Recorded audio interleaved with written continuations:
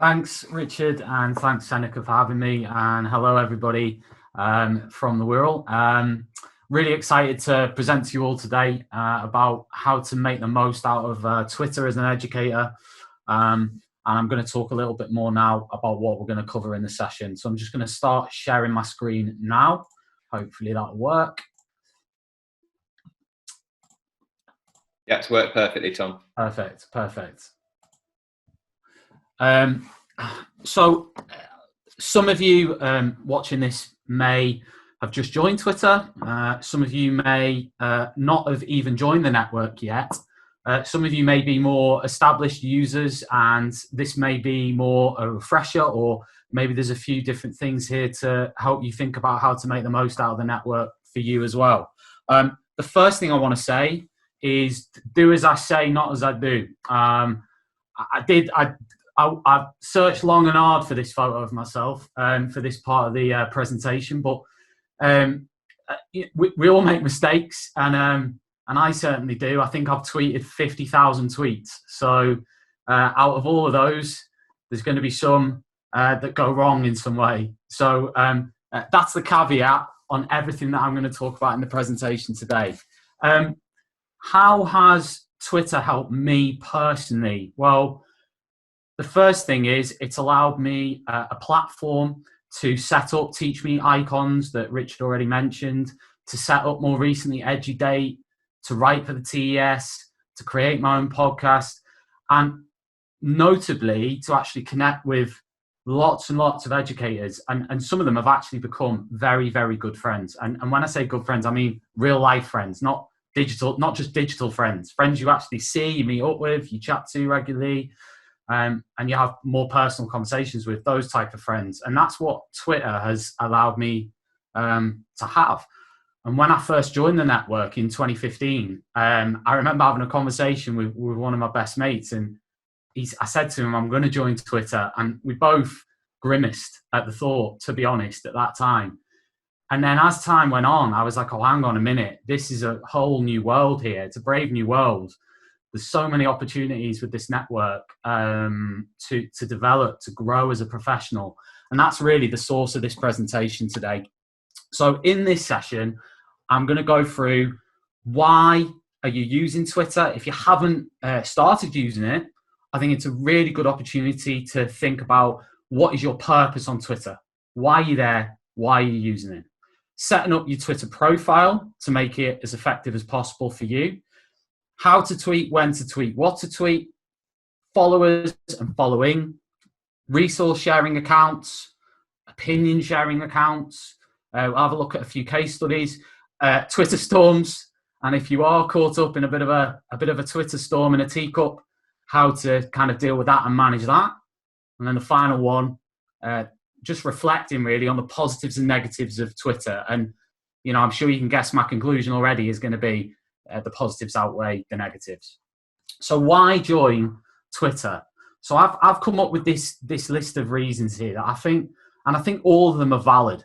The first one, and probably primary purpose for a lot of the people in this session, is to learn, continuous professional development, to actually pick up stuff from other educators. And there is such a wealth of materials. I'm sure most people in the session who are already on the network will appreciate just the breadth of stuff there is out there. It's a huge amount of material. So that could be your primary reason.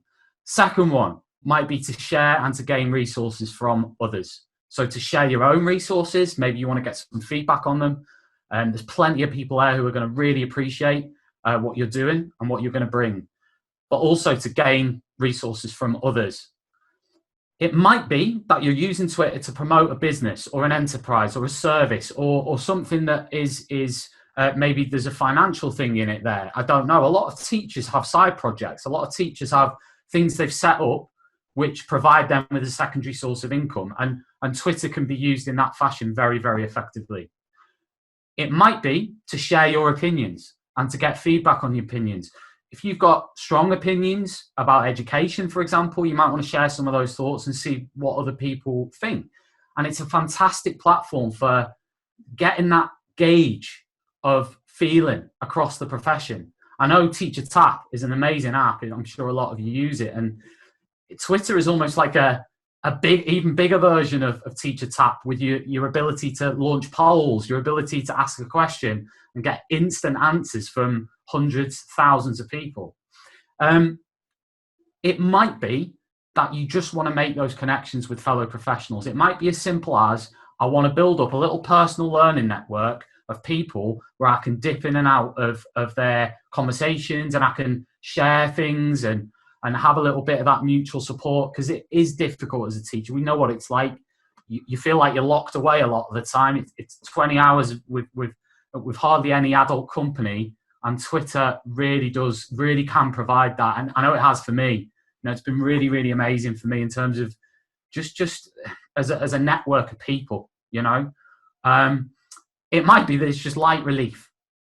You might be joining it just to log on there at the end of a busy day and have a laugh. And you've got accounts like Fake Head Teacher who do an amazing job of lightening the mood, but also punching a few messages home too.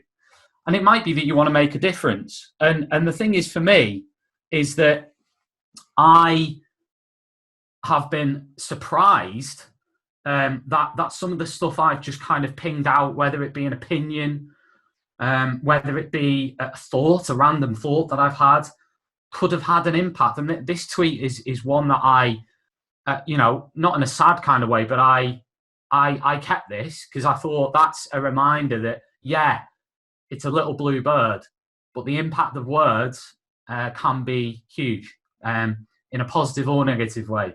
And when it does have that positive impact, it can be pretty phenomenal, to be fair, for people. So I think there's a lot of power in the platform for all of us in this session to really transform the profession and help each other in some way, shape or form.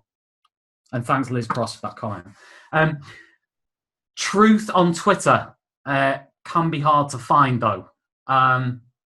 You have to remember that it is a keyboard and a screen. It is a picture. You don't know what's going on behind that keyboard or behind that screen. It is one aspect, one element of a person. It is their account. It's not necessarily them. And Twitter, it can be hard to find that truth on there as a network. So it's just something to be aware of. When you're setting up your Twitter profile, and this again applies to anybody who's already got the profile, but it could also be people who are just thinking of joining the network. First consideration, is it going to be a locked or an unlocked account? If it is locked, that means that when you comment on someone else's post, unless that person is following you, they won't see what you've said. And anybody that isn't following you won't see what you've said as a reply to that comment. So conversationally on Twitter, it might get a little bit more difficult if you have a locked account. However, the advantage, obviously, of a locked account is privacy. And a lot of people might make their accounts private if they feel that there are, for example, students from their school or anything like that happening. Some people resort to locking their account and monitoring who actually has access to it. But essentially, Twitter is a public network, and tweets can always be screenshot either way. Once you've got past that one, is your account going to be professional or personal or both? Now, I know there's been quite a lot of debate about this, and I know someone like Ross McGill is very much of the opinion, and he's joined by many, that it's better to separate your personal and your professional Twitter account. I'm not in that camp. I share personal and professional on my Twitter account. Obviously, I would like to think that personal is professional. Everyone will have their limits to how much they're going to share or not share. I think that's totally up to the individual. Of course, the more open you are on Twitter, the more people can see, and the more people then can have maybe something to say about it. So it's being prepared for that. It's learning maybe that and going along with it. Then you're onto your picture, your bio image, and your cover photo. I've said there 2 words: professional and consistent. So it depends how seriously you want to take Twitter, doesn't it? I mean, if you don't care, then put Scooby-Doo on there. You know what I mean? It doesn't matter. But if you are looking to, if you like, immerse yourself in this kind of edgy Twitter world, then a nice kind of professional headshot and a consistent cover photo, I think, is really helpful. And the reason for that is that if somebody's following 1,000 people, they might spend, I don't know, an hour a day or something on Twitter, and they need to be able to cognitively remember who you are. And if you're constantly changing that, or if they don't really have any clue what's going on from your pictures, it just looks like any other profile, it'll just make it a bit harder for them to do that. Setting up the Twitter handle, and this is a good story, this one, because Kate Jones, a friend of mine who's going to contribute to this at the end, when she set up her Twitter account, this would have been 2015, and we kind of started talking at this time, and we both kind of arrived onto Twitter. And when you first set it up, it asks you what your handle is, and of course hers now is 87 history, at 87 history. Mine is at Rogers history. Now, over time, people are gonna when they're typing in the Twitter browser to find you, that's what they're going to type in. They're going to type in your handle. So it needs to be something that's simple. It needs to be something that's easy, but also just thinking about your purpose and thinking about where you're going to take what you do online. It would be good if it's representative in some way of you. And obviously, if it's your name, then that's representative enough, isn't it? But if you're going for something else, then it's about how that connects with what you do. Because I know people who they haven't changed their Twitter handles because people identify them through that handle, but it's not necessarily representative of them and what they do. The bio description, it's a really good idea to make sure you've got teacher in your bio. A lot of people don't, and that, again, this is not, people can do whatever they want. But if it's edgy Twitter, I think for me, it's good just to say, okay, this person's a teacher. What's their role? What's their interest? What projects are they involved in? What are they doing here, basically? And I think that is really helpful if that's clear and concise in the bio. And Hootsuite did a piece of research where they looked at the most engaging Twitter profiles, and they did actually identify a use of an emoji as one of the tick factors, if you like, of when people follow a profile or when people engage with a profile, whether that be because it stands out, whether that be because you can condense, because obviously you've got your character limit, so you can then condense it obviously into an emoji. The other thing they found is a quirky element. So if it's something about you, it might be I don't know, whatever it is, something quirky about you is another point where people might connect more with you on a personal level, or something a little bit different maybe. They found that people with statements at the end of the bio receive more hits, if you like, or more followers or more connections.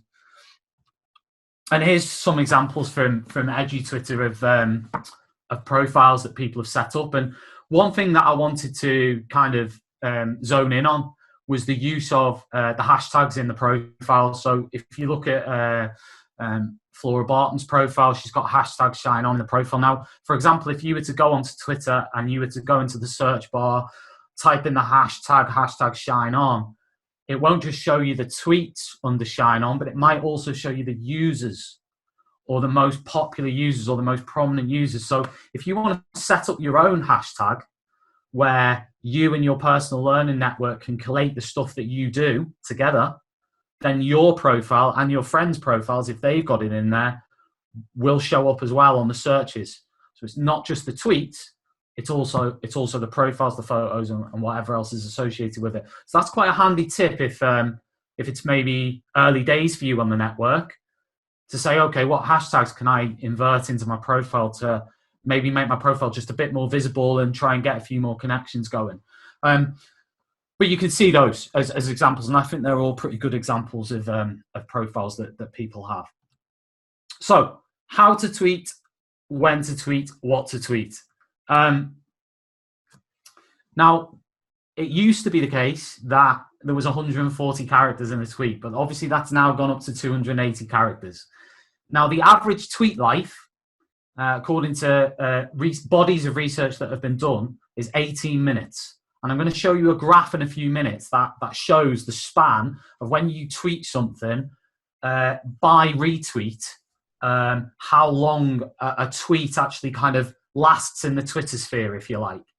And a really good example of that would be Katie Hopkins when she tweeted an apology about something she'd written in the Daily Mail. And she tweeted it out at 2:00 in the morning on a weekday. Now, obviously, because Twitter is a live platform, it's a little bit different to Facebook or some of the other platforms in that it's an instant platform. So unless it's a suggested tweet or something like that, your tweet will go into the ether, a little bit. Now, if it lasts 18 minutes, the advice, I suppose, is to tweet as much as possible. Now, when we're talking about advice, I mean advice to people who want to make more connections. If you don't, then do whatever you want.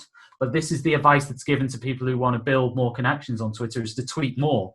I think the danger with that is you then think, oh, I've got a tweet today, or I've got a tweet right now, and then you tweet any old stuff. I mean, obviously, quality of what you're providing is important as well. So that tweet's going to appear. Now, you can use the hashtags within tweets. So if you tweet something, you can put a hashtag at the end of it. Now, I'm going to talk again later on that because I've actually found personal experience. When I've put hashtags into tweets, they've actually got less engagement. I don't know what the answer to that one is, but that's my general experience over the 5 years. Language in the tweets is important. So personally, I only use language that I'd use around students. I don't swear on Twitter, but again, if you do whatever you want, I mean, essentially, but my personal thing is I would only use language that I would use around students on Twitter. So for me, that's important. Video. People are 3 times more likely to engage with tweets that include visual content. So this is from Twitter themselves. So I put on there to consider live streaming. If you want to connect with more people, then using Periscope, which is an app on the App Store, which you can connect with Twitter. Essentially, it's their Facebook Live, I suppose.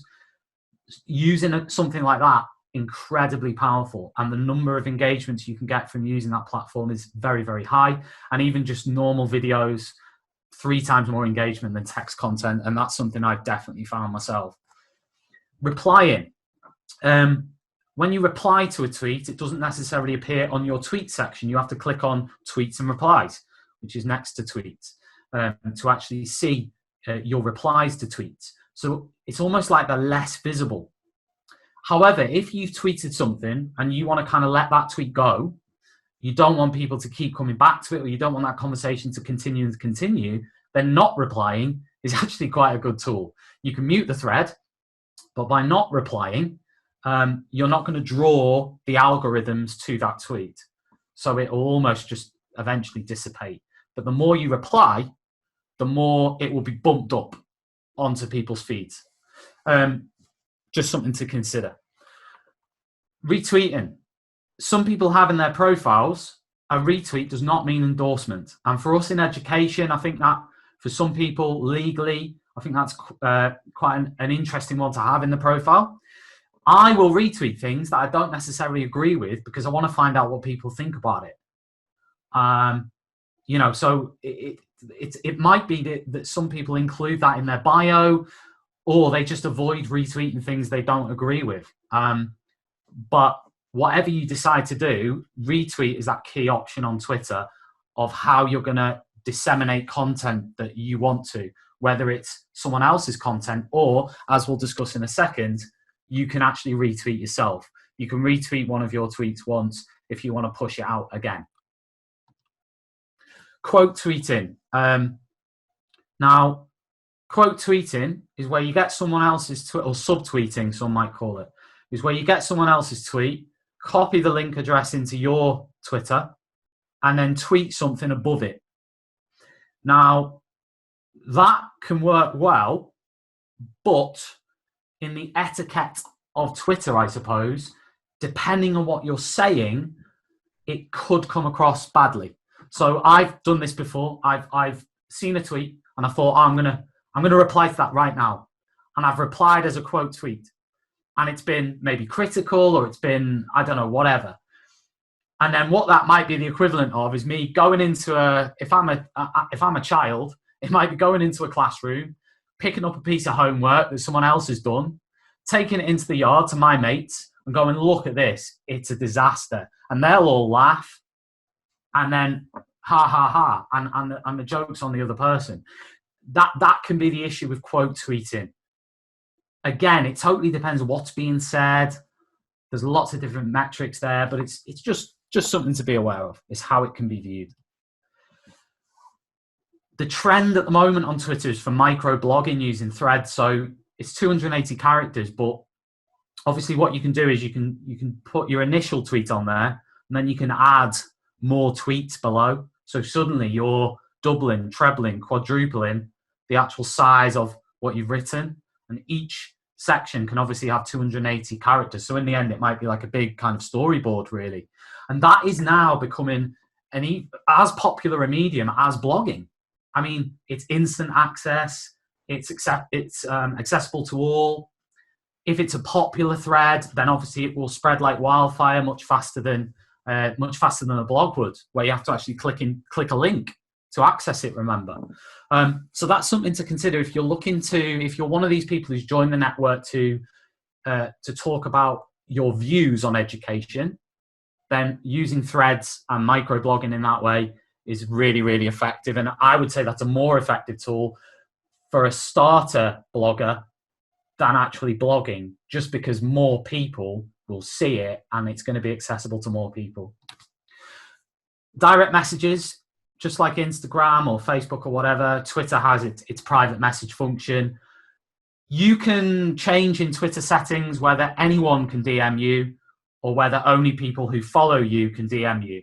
Now, I have my DMs open, so anyone can DM me, but if it's somebody that I don't follow, then it'll go into my message request folder. And then I can access that request folder alongside my DMs when I want to. And that's an important one, because if you're going to have open DMs, it might be that you think, I don't want to be constantly looking at message requests. You might obviously look at it less often, depending on what you want to do. The positive of having open DMs is that you can get requests and opportunities through the open DMs.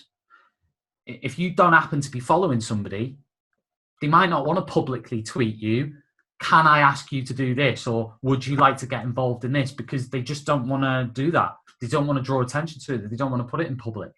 So having open DMs in that sense is really positive. I've personally had a lot of opportunities over the years just from having open DMs that I would never have got. Now, obviously, if you've got a website and whatever, that's different. But if you don't, then I think open DMs is a good thing to have. Obviously, you're then looking at your safeguarding yourself, because obviously that means anyone can contact you through there. So that's something to be aware of. Again, it's a choice thing. It's a complete choice thing. Another little one to finish about tweeting. Monday nights are the prime time for teachers tweeting. So all the research shows that the best time for a teacher to put out a tweet to get the most engagement is a Monday night. Don't ask me why. I don't know, but that's what the research says. The second best time, as you can see at the bottom there, is Saturday afternoon. So if you've got a blog or if you've got a tweet that you want people to comment on or view or get involved with, then Monday night is the time to kind of premiere it, if you like, and say, okay, I want some feedback on this. I want to know what's going on with it, Now, one thing to be aware of as well is with tweeting is that people may be on Twitter from your school that you don't even know about. They might have an account. It might be a dormant account. They might never tweet on it. They may have told no one they're on Twitter at all, but yet they're on there. And they might be following your account. Now, there have been at least 3 examples while I've been on Twitter of people who've messaged me and said, I liked one of your tweets, and it appeared on the other person's timeline as like this tweet. The person has printed out my tweet on an A3 piece of paper with X like this tweet. And it might have been a tweet about toxic schools, for example. And then that has been passed on. And then a meeting has been had to challenge that member of staff over liking the tweet. Not even something they've tweeted. them liking a tweet or retweeting a tweet. So I think this is a really good, a good thing to be aware of, that it is a complete public platform, and people, even though only 15-20% of teachers use Twitter, there may be more than that who don't identify as a teacher on Twitter. They might have personal accounts, you know. What makes teachers engage with a tweet? Have a look at this one. I mean, often there is no rhyme or reason to why a particular tweet, if you like, blows up. This one got 1,400 likes and 3 retweets. Only 3 retweets, 1,400 likes. People love this. Is it acceptable for me to order myself a very expensive custom box of brownies for finishing my PGCE on Tuesday? I think the message here is that it's about connectivity. It's about what resonates. And that's what I find so interesting about Twitter, is it's like looking, you could spend half an hour analyzing it. Why of all these people like this tweet? You know, what is it about it, right? And this is a tweet I put out about 6 weeks ago at the start of the COVID epidemic. And as you can see over here on the left, it is literally a text-based tweet. There is no hashtag in it. There's no image in it. There's no link to anything in it. And if you look at the impressions is how many people have seen the tweet, just seen it, not engaged with it. So that's nearly 500,000 people. It's appeared on their timeline. And then going down from there, you can see the other metrics. So sometimes it's a case of there's no rhyme or reason. And if you're looking to gain more connections on Twitter, then obviously you want people to engage with you and what you're doing. Because I've seen people frustrated on Twitter when they first join, going, I'm not being listened to. I can't get any followers. I'm not involved in the network. I guess what number one is putting yourself out there, putting the content out there, engaging with other people in conversation and building the network, but also being aware that sometimes there's no rhyme or reason. And this is the graph I referred to earlier about he calls it the 18 minutes of fame, Peter Bray. But essentially, if you look on the bottom left of the graph, that is your time in minutes from when the tweet is tweeted. And this is the median number of retweets per minute going away from the tweet. So you can see how long a tweet lasts on average and how much engagement a tweet's going to get over time on average. I think that's quite an important thing to consider if you're looking to use Twitter, especially as a school. There's a lot of people are using it to promote their schools. And I think this is a really important thing to be aware of if you are one of those people. Just a word on followers. Now, I prefer to call followers connections personally, because for me, the vast majority, even people I don't follow, I'm still going to engage with them if they engage with me. And sometimes I'll engage with lots of people that I don't follow on social media, on Twitter. So I prefer connections to followers, really, because it is more often than not a mutual thing. Now, I don't follow back because someone follows me. And I don't expect anyone to follow me if I follow them. I think that's a strange phenomenon of recent times on Twitter. It's this idea of it's all about followers. It's less about content. It's less about exploration, growth, development, and just about followers. Well, if it was about that, it'd be pretty boring, wouldn't it? Because no one would be getting much from it. So I think that's my personal thing. Is I'll follow who I want, and some people only follow like 20 people and are followed by 60,000. Other people follow 50,000, are followed by 60,000, and so on and so on. I follow about 5,000 because I like to keep it broad. You know, I like to see disagreement. I follow people whose opinions I strongly disagree with, and sometimes I dislike. But I follow them because I want to hear what they've got to say. I want to know. I want to challenge myself, learn more. You know, get a bit more involved in the conversation. Warning at the end, look out for those whose only purpose on Twitter is to gain followers. If you want some suggestions on who to follow, you can screenshot that. There's a blog there, and there's a graphic I made last year with about 100 people to follow, whether that be people with opinions, bloggers, authors, or people who are offering free resources for download. 7/2020 hashtag trends in education. Now, I've made these for now. These are the 7 that I think either are trending substantially or have potential to be trending in the next few months. The first 2 are really good if you're new to Twitter and you're looking to see who else is on the network and who's there, and what they do. So I'd suggest having a look at those on a Tuesday and a Wednesday. SLT chat is for senior leaders. So if you're a senior leader watching and you're new to Twitter, SLT chat set up by Teacher Toolkit is a really, really good space to be on a Sunday evening. Primary Rocks. Again, UK Ed Chat. EduNQT Connect is a new hashtag set up by, I think his name is Alfie Bash. And he set it up very recently, but it seems to be growing substantially. A lot of NQTs getting involved. I think it's a really good idea because, during my NQT year, if I'd have had Twitter and I'd have been able to chat to other NQTs on Twitter, I'll tell you what, it would have been a hell of an easier year. It really, really would have been. And that's what I find, like, if only 15 to 20% of teachers use Twitter, what a shame, and there's these kind of groups and networks that they can get involved with so easily by just downloading an app.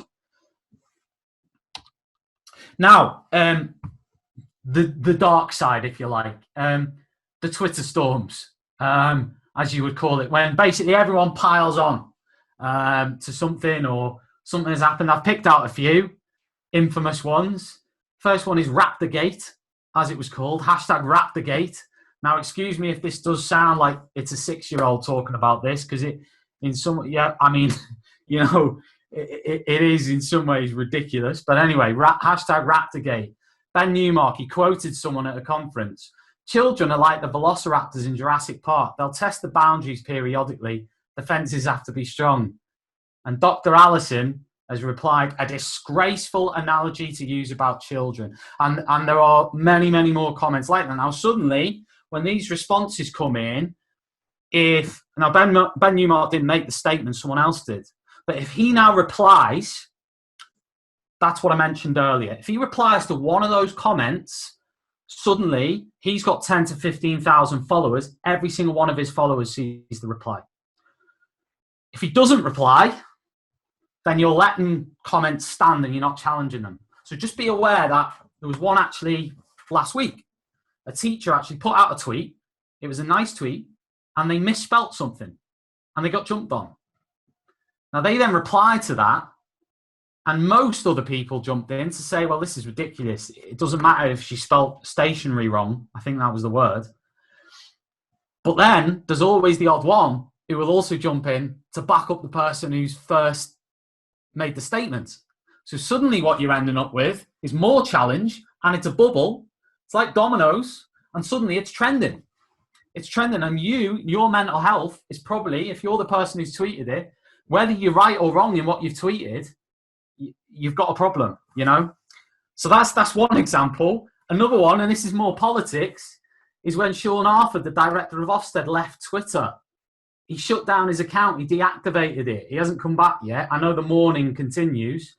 The processions, the marches, the kind of black images on the back of people's, profiles and everything else for the departure of Sean from Twitter. But this is the original tweet that led to it. And the bit that you're looking at here is, and the first sentence right there, Mary sets out why it's impossible under your leadership to try to work with your union to improve things for all in education. Now, obviously that was jumped on. It was jumped on by journalists. It was jumped on by lots of people on Twitter. I mean, you can actually see some high-profile users have actually liked the original tweet. Teacher Toolkit, Mark Ensert, Adam Boxer, James Thipp. So a lot of people have actually liked the tweet. And suddenly, this is what I mean. This is blowing up now. The Twitter algorithms, they're loving this. Now, what's happened here is Sean Harford's then decided to leave Twitter. Now, I don't know why he's decided to, only he knows that. He's not here to answer that question, but he's decided to leave Twitter.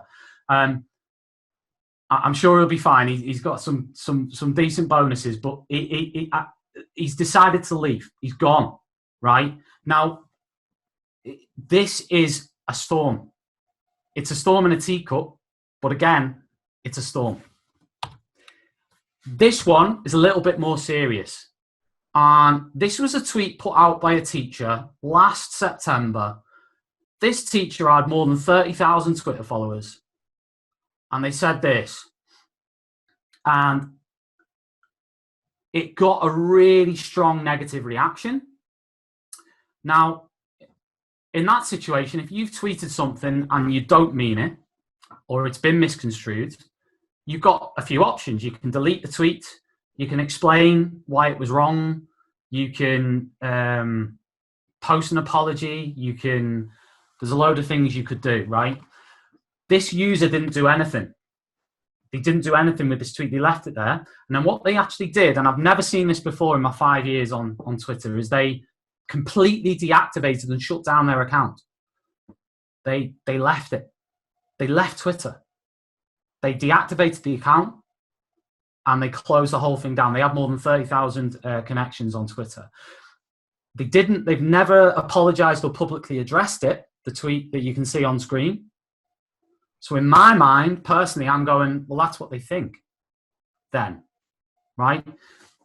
So it's really interesting how this kind of thing can happen and how it can all work. How do you manage that situation? Don't share anything you wouldn't say to your mother or in a speech at the UN. Note to Tom, try not to get too wound up. Explain and apologize, but don't be bullied into either as well. So if somebody's replying to you saying, you must apologize for this, or you've got to explain yourself, well, no, you don't. If it's a debate, have a think yourself. Have a think yourself, be true to yourself. If you think you need to, then do. If you think you want to explain it, do. But don't be bullied into anything. Mute or block if you want to. Expect people to criticize you. When I first joined Twitter, I had, I think, 100 or 200 people I was connected with. I posted a blog about role plays and a role play in the classroom. And a high-profile tweeter subtweeted what I'd done and said, here's one for the rubbish lesson plans file, right? Now that, at the time, I'd just come on Twitter. So I was hurt by it. I was surprised by it. I was like, this is my first blog I've ever published. So it can happen regardless of how long you've been on Twitter for. It's something to be prepared. You will be criticized. What you produce, what you put out will be criticized. And you might even get some hate, possibly. An option in that case is to lock or deactivate your account, either temporarily or permanently. And remember one last thing, DMs can be screenshot. Now, on a slightly happier note than Twitter storms and all that kind of stuff, I'm going to show you a little video now. I've asked a few people of their experience of Twitter, how it's benefited them, what they've got out of it. So let's have a quick listen to that now, if we can, hopefully. Right then, so what difference did Twitter make to me, my career? Through Twitter, I met Joe Kirby. Joe Kirby introduced me to Catherine Bible-Singh, hence I joined, me, Joe and Catherine, and a couple of others. We set up Michaela, so Michaela was a great springboard for lots of things. I went from Michaela to Charter, from Charter to where I am now, in deepest darkness happy. So yeah, it's changed things a lot. It also gave me a platform to tell people what I do as a language teacher, what I do as a head teacher. It gave me a platform to get lots of people into the school. So when we got lots of people into Charter, it made a massive difference to the esprit de corps staff, to their sense of pride, and also the kids had a lot of pride, and that was brilliant. So that was what Twitter did for me. Connecting with educators and head teachers on Twitter, I've been able to secure placements for observations in schools that help me with my research assignments for university. It also helps me to develop my own subject knowledge and develop my knowledge of the progressing and changing climate of childhood studies and get up to date with the current research that's being produced. It also helps me to understand the approaches in a variety of different contexts when it comes to children with special needs and disabilities and children's well-being. I've met a real host of influential people such as Chris Dyson, who instill values in me and give me a sense of something to aspire to. and following teachers who share their resources and curriculum planning's given me a real insight into what I've got coming in the next couple of years when I qualify. I get to see other people's ideas. We all have ideas all the time, and we keep closeted in our classrooms and rarely share them, even with the people that we're next door to. And yet, for some reason, people are more happy to share ideas into the wider universe on Twitter, and it's a brilliant way of sharing ideas. The second thing I've used it for is for sharing ideas. So if I've done something in my class that I'm particularly pleased with, be it a display or a way of approaching a topic, I put it on Twitter, and it's been really good to give back to the community. Hi, I found Twitter to be brilliant. Brilliant in the fact that I now have an immediate network. I have the ability now to contact like-minded people, and more importantly, people that have completely different views to me that I can kind of tap into and learn from. It's really been helpful for me in these last few months with regards to extending my network in a way that I wouldn't have been able to do if we didn't have the global pandemic. And I've really now, from there, been able to develop the confidence to be able to stretch my wings and to extend my business to the extent now where I no longer am in paid employment as such, and I'm now effectively working for myself. And a lot of that has been done through the power of Twitter. So I'm especially grateful to it and would thoroughly recommend it. So since setting up my Twitter account at KC Geographies, I've benefited from it hugely. Firstly, at interview, I've been asked questions like who my favourite person to follow on Twitter is. Secondly, it allows me to meet lots of teachers across subjects, different settings. And finally, for CPD, your newsfeed on Twitter can be full of blog posts, ways to improve your subject knowledge, and amazing ideas you can use in your lessons. I joined Twitter after the recommendation of my deputy head teacher back in the UK. So every day in briefing, Paul, the deputy, would always share something amazing he'd found on Twitter. And he said to teachers, you really should get on Twitter. And I remember everyone's reaction of just rolling their eyes thinking, oh, Twitter, come on. And I think I was the same. I was skeptical, but I thought, I'll give it a go, why not? And it opened up this amazing world of teachers, leaders, bloggers. I found out about educational events like Teach Meets that I had no idea were even happening. And it's just amazing. And then I started sharing, and tweets then led to me writing blogs and articles for magazines. And then that led to me writing books. So professionally, for my own professional development, it's been incredible, and I've met so many people. I've actually met Tom Rogers through Twitter, then at an event, and now we're real life friends. So there's lots of Twitter friends that you can make out there as well. It's just a great place. Embrace it. It's not perfect. It's like a global staff room. Right. Okay. Richard, I don't know what I'm on for time, but I'll wrap it up now because I know I've overrun. This is a summary for me of the positives in there. Again, screenshot if you want, but this is some of the things that to look out for. I'm not going to read through them all. I'll just leave it on screen there for a minute. But overall, Twitter is awesome.